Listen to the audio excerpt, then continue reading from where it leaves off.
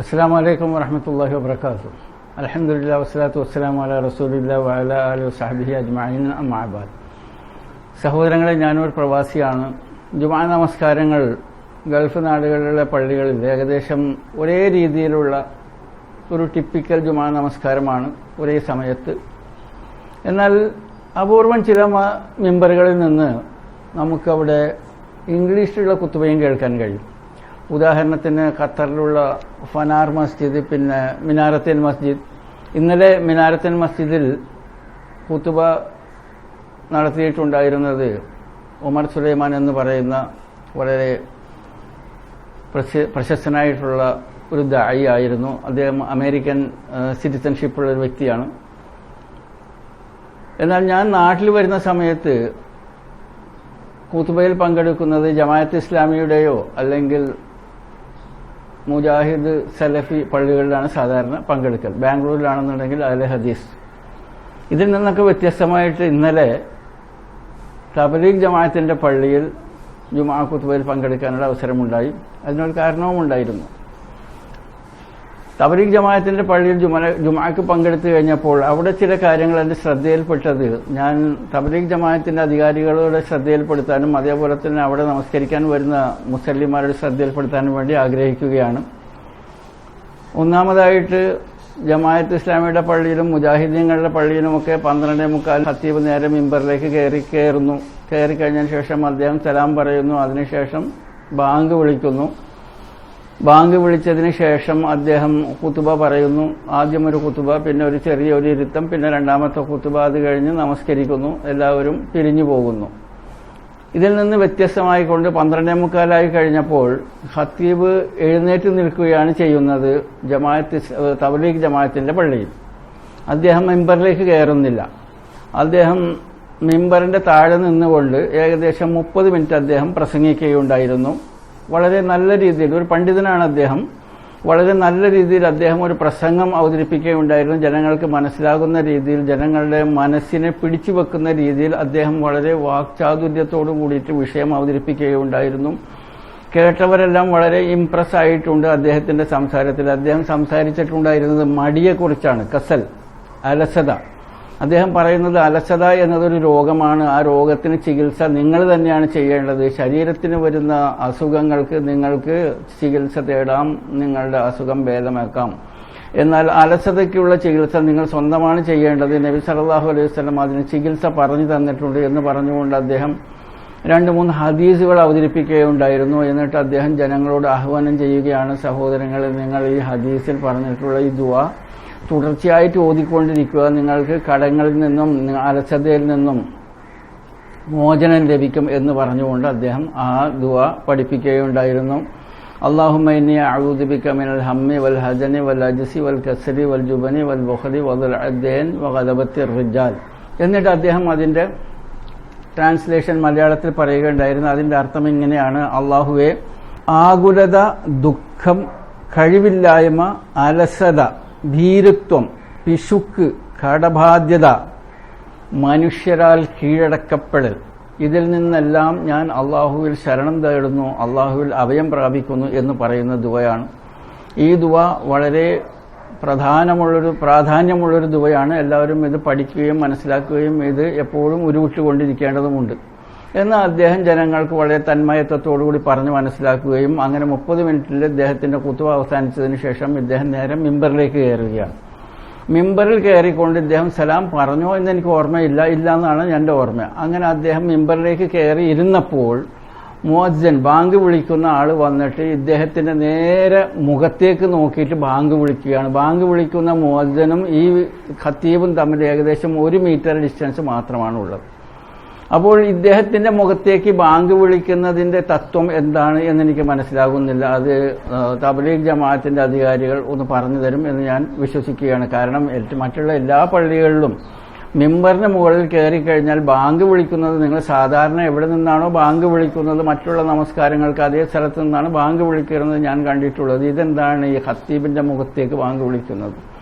ഈ ഖത്തീബിന്റെ മുഖത്തേക്ക് ബാങ്ക് വിളിക്കുന്നത് കണ്ടു കഴിഞ്ഞപ്പോൾ എനിക്കൊരു സംഭവം ഓർമ്മ വന്നത് എന്തെന്നാൽ, ജിന്നോ അല്ലെങ്കിൽ ഷൈത്താനോ ബാധ ഏറ്റിട്ടുള്ള ആളുകളെ റാക്കി, അതായത് മന്ത്രിക്കുന്ന ആളുടെ അടുത്തേക്ക്, ഉസ്താദിന്റെ അടുത്തേക്ക് കൊണ്ടുപോകുമ്പോൾ ആ ഉസ്താദ് ആദ്യം ചെയ്യുന്നത് എന്തെന്നാൽ ഈ ബാധ ഏറ്റിട്ടുള്ള ആളുടെ മുന്നിലേക്ക്, അദ്ദേഹത്തിന്റെ മുഖത്തേക്ക് ബാങ്ക് വിളിക്കുകയാണ് ചെയ്യുക.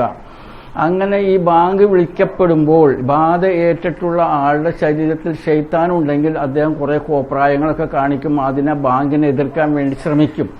അതിന്റെ ഉപോത്ബലകമായിട്ടുള്ള തെളിവ് ഈ റാക്കിമാര് പറയുന്നത് എന്തെന്നാൽ, നബി സല്ലല്ലാഹു അലൈഹി വസല്ലമയുടെ വളരെ പ്രസിദ്ധമായിട്ടൊരു ഹദീസുണ്ട്, പള്ളിയിൽ ബാങ്ക് കൊടുക്കുമ്പോൾ ശൈത്താൻ ആ ബാങ്ക് കേൾക്കാത്തത്ര ദൂരത്തേക്ക് ഓടി ഒളിക്കും. ഓടുന്ന സമയത്ത് കീഴ്വായു പുറപ്പെടുവിച്ചുകൊണ്ട് ഈ ബാങ്കിന്റെ ശബ്ദത്തെ തടയാൻ വേണ്ടി ശ്രമിക്കും. ബാങ്ക് തീർന്നു കഴിഞ്ഞാൽ ശൈത്താൻ പള്ളിയിലേക്ക് തിരിച്ചു വരും.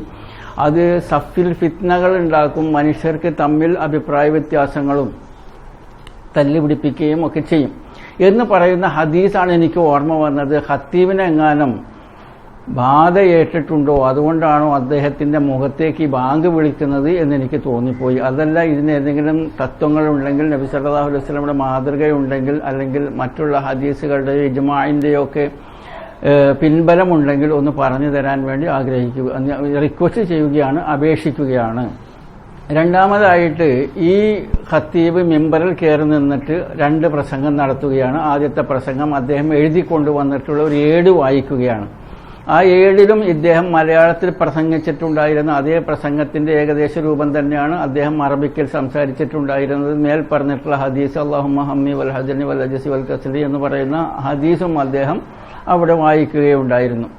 അതിനുശേഷം അദ്ദേഹം ഒരു ചെറിയൊരു ഇരുത്തം ഇരുന്നു, പിന്നെ എണീറ്റ് നിന്നിട്ട് വീണ്ടും ഒരു 2-3 മിനിറ്റ് സംസാരിക്കുന്നു. മൊത്തം ഏകദേശം ഇദ്ദേഹം ഒരു 6 മിനിറ്റ് സംസാരിച്ചതിന് ശേഷം താഴെ ഇറങ്ങി വന്നു, നമസ്കരിച്ചു, എല്ലാവരും പിരിഞ്ഞു പോകുന്നു. ഇവിടെ ശ്രദ്ധിക്കപ്പെട്ടിട്ടുണ്ടായിരുന്ന ഒരു കാര്യം എന്തെന്നാൽ, ജുമാ ഖുത്ബ എന്ന് പറയുന്നത് ഒരു ആരാധനയാണ്. ആ ആരാധനയിൽ നമ്മളെ സംബന്ധിച്ചിടത്തോളം ഒരു കൂട്ടിച്ചേർക്കലോ അല്ലെങ്കിൽ ഒരു കുറക്കലോ നമ്മൾ ആർക്കും തന്നെ അതിൽ അനുവാദമില്ല. ഇവിടെ ചെയ്തിരിക്കുന്നത് എന്തെന്നാൽ, ഖുത്ബ എന്ന് പറയുന്നത് 2 ഖുത്ബയാണ് മിമ്പറിന്റെ മുകളിൽ. അതായത് ആദ്യം ഒരു ഖുത്ബ പറയുന്നു, പിന്നീട് ചെറുതായിട്ട് ഒന്ന് ഇരിക്കുന്നു, പിന്നെ എഴുന്നേറ്റ് നിന്ന് വീണ്ടും അൽഹംദുലില്ലാഹ് എന്ന ഹംദ് പറഞ്ഞുകൊണ്ട് വീണ്ടും ഒരു ഖുത്ബ പറയുന്നു. ഇവിടെ സംഭവിക്കുന്നത് എന്താണ്, കൃത്യം 12:45 ജുമാ തുടങ്ങുന്ന സമയമായി കഴിഞ്ഞപ്പോൾ ഖത്തീബ് എഴുന്നേറ്റ് നിന്ന് അദ്ദേഹത്തിന് ഖുത്ബ പറയുകയാണ്, പ്രസംഗം പറയുകയാണ്, അല്ലെങ്കിൽ ബയാൻ പറയുകയാണ്. ഇത് ഒന്നാമത്തേതായിട്ട് കണക്കാക്കണം. പിന്നെ മിമ്പറിൽ കയറിയിട്ട് 2 അപ്പം മൊത്തം 3 അപ്പൊ നബി സല്ലല്ലാഹു അലൈഹി വസല്ലമ പഠിപ്പിച്ച് തന്നിട്ടുള്ള തരീഖക്ക് വ്യത്യാസം വരുത്തുകയാണ് ചെയ്തിരിക്കുന്നത്. ഇതൊരു ബിദ്അത്താണ്. അപ്പോൾ ഇത്തരത്തിലൊരു ഖുത്ബ ഈ തബ്ലീഗ് ജമാഅത്തിന്റെ അധികാരികൾ ഇല്ലാതാക്കണം. അതിനെ ജനങ്ങൾക്ക് ഉത്ബോധിപ്പിക്കണം എന്നുള്ള നല്ല ഉദ്ദേശമുണ്ടെങ്കിൽ നിങ്ങൾ എന്ത് ചെയ്യണം, മിമ്പറിന്റെ മുകളിൽ, നിങ്ങൾ താഴെ നിന്ന് പറയുന്നത് മിമ്പറിന്റെ മുകളിൽ നിന്ന് തന്നെ നിങ്ങൾക്ക് ജനങ്ങൾക്ക് പറഞ്ഞു കൊടുക്കും. മിമ്പറിന്റെ മുകളിൽ സംസാരിക്കുമ്പോൾ ഖുത്ബ ഹാജ, അതായത് ഖുത്ബക്ക് മുൻപുള്ള അറബിയിൽ പറയുന്ന കാര്യങ്ങൾ, അതായത് ഇന്നൽ ഹംദുലില്ലാഹി നഹ്മദുഹു വനസ്തഈനുഹു വനസ്തഗ്ഫിറുഹു വനഊദു ബില്ലാഹി മിൻ ശുറൂരി അൻഫുസിനാ വമിൻ സയ്യിആതി അഅമാലിനാ എന്ന് തുടങ്ങുന്ന ഭാഗങ്ങൾ, നിർബന്ധമായിട്ടുള്ള ഘടകങ്ങൾ, അത് അറബിയിലും ബാക്കിയുള്ളത് മലയാളത്തിലും ആകാമല്ലോ. അപ്പോൾ നിങ്ങൾക്ക് ഇങ്ങനെ ചിന്തിക്കാം, നബി സല്ലല്ലാഹു അലൈഹി വസല്ലമയുടെയും സഹാബിമാരുടെയും കാലത്ത് അവര് മിമ്പറിൽ അറബി അല്ലാത്ത ഭാഷയിൽ സംസാരിച്ചിട്ടില്ല, അതുകൊണ്ട് ഞങ്ങൾക്ക് അറബിയിൽ സംസാരിക്കണം എന്ന് നിങ്ങൾ ചിന്തിക്കുകയാണെന്നുണ്ടെങ്കിൽ ഫൈൻ, അത് വളരെ നല്ലത് തന്നെ.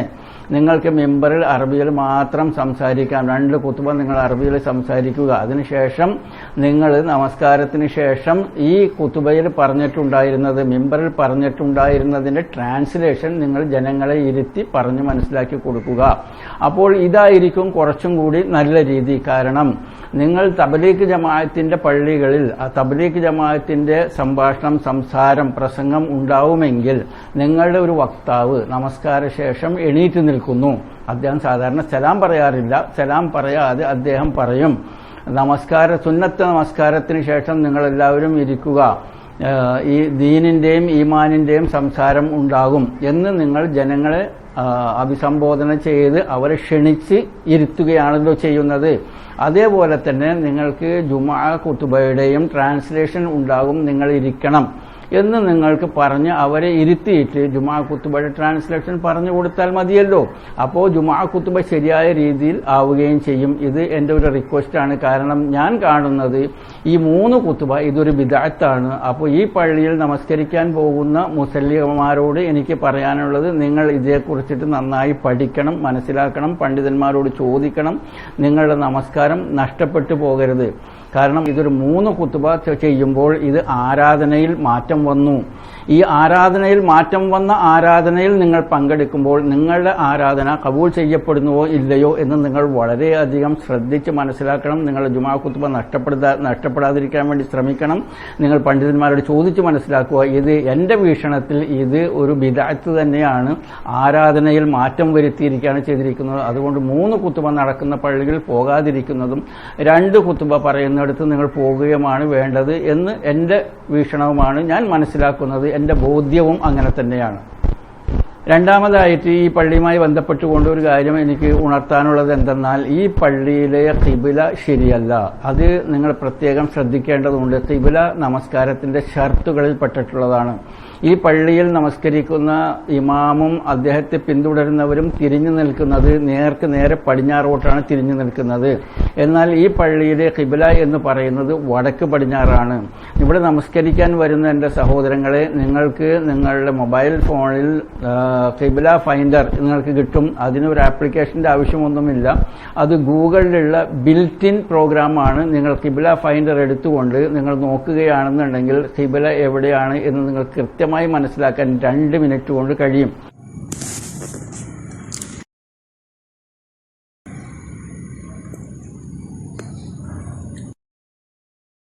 ഖിബില ഡയറക്ഷൻ നോക്കുകയാണെന്നുണ്ടെങ്കിൽ ഇവർ കൃത്യമായിട്ട് പടിഞ്ഞാറേക്കാണിത് ഖിബില ഡയറക്ഷൻ. എന്നാൽ വാസ്തവത്തിൽ നമുക്ക് ഗൂഗിൾ ഖിബില ഫൈൻഡർ ഉപയോഗിച്ച് നോക്കുകയാണെന്നുണ്ടെങ്കിൽ ഖിബില എവിടെയാണെന്ന് നോക്കാം. ഇവിടെ ഇപ്പോൾ ഈ ഗൂഗിൾ ഖിബില ഫൈൻഡർ പടിഞ്ഞാട്ടേക്കാണ് വെച്ചിരിക്കുന്നത്. ഖിബിലയിലേക്ക് തിരിയുമ്പോൾ ഇങ്ങനെ ഇരിക്കുമെന്ന് നോക്കാം.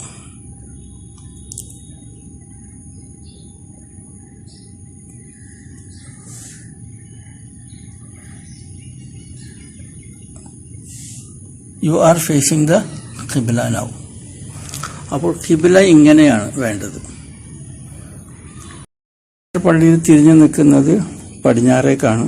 എന്നാൽ ഖിബില ഈ ഡയറക്ഷനിലാണ്. അപ്പോൾ നിങ്ങൾക്ക് ഖിബില കൃത്യമായിട്ട് മനസ്സിലാവുകയും ഈ പള്ളിയിലെ ഖിബില തെറ്റാണ് എന്ന് മനസ്സിലാക്കി കഴിഞ്ഞാൽ നിങ്ങൾ ശരിയായ ദിശയിലേക്ക് നിങ്ങൾ തിരിഞ്ഞു നിൽക്കണം. പള്ളി കമ്മിറ്റിക്കാരോട് ഇത് പറഞ്ഞ് മനസ്സിലാക്കണം. കാരണം തെറ്റായിട്ടുള്ള ഒരു ഖിബിലയെ ശരിയാക്കാൻ വേണ്ടിയിട്ട് മാക്സിമം 2 മണിക്കൂറോ 3 മണിക്കൂറോ മതി. കാർപ്പറ്റ് ആണെന്നുണ്ടെങ്കിൽ അതിനെ ഒന്ന് തിരിച്ചിട്ട് കഴിഞ്ഞാൽ, അതായത് വടക്ക് പടിഞ്ഞാറാക്കി കഴിഞ്ഞാൽ പ്രശ്നം സോൾവായി. ഇനി കാർപ്പറ്റില്ല, വെട്രിഫൈഡ് ടൈൽസ് ആണെന്നുണ്ടെങ്കിൽ അവിടെ സ്റ്റിക്കർ ഒട്ടിച്ചാൽ മതി, അല്ലെങ്കിൽ വരയിട്ടാൽ മതി. 2-3 മണിക്കൂറുകൾ കൊണ്ട് നിങ്ങൾക്ക് ഖിബില തിരുത്താൻ കഴിയും. ഇതും കമ്മിറ്റിക്കാരെ പറഞ്ഞ് മനസ്സിലാക്കേണ്ടതുണ്ട്. അല്ലെങ്കിൽ നിങ്ങൾക്ക് നിങ്ങളുടെ നമസ്കാരം നഷ്ടപ്പെട്ടു പോകും. ഖിബിലയെ കുറിച്ചിട്ട് അൽ ബഖറ സൂറത്തിലെ 142 മുതൽ 150 വരെയുള്ള 8 വചനങ്ങളിൽ അള്ളാഹു വളരെ വ്യക്തമാക്കി പറഞ്ഞിട്ടുണ്ട്. 144-ാമത്തെ വചനത്തിൽ അള്ളാഹു സുബ്ഹാനഹു വ തആല പറയുകയാണ്, قد نرى تقلب وجهك في السماء فلنولينك قبلة ترضاها فولي وجهك شطر المسجد الحرام وحيث ما كنتم فولوا وجوهكم الشطر إن الذين أوتوا الكتاب لا يعلمون أنه الحق من ربهم وما الله بغافل عما يعملون.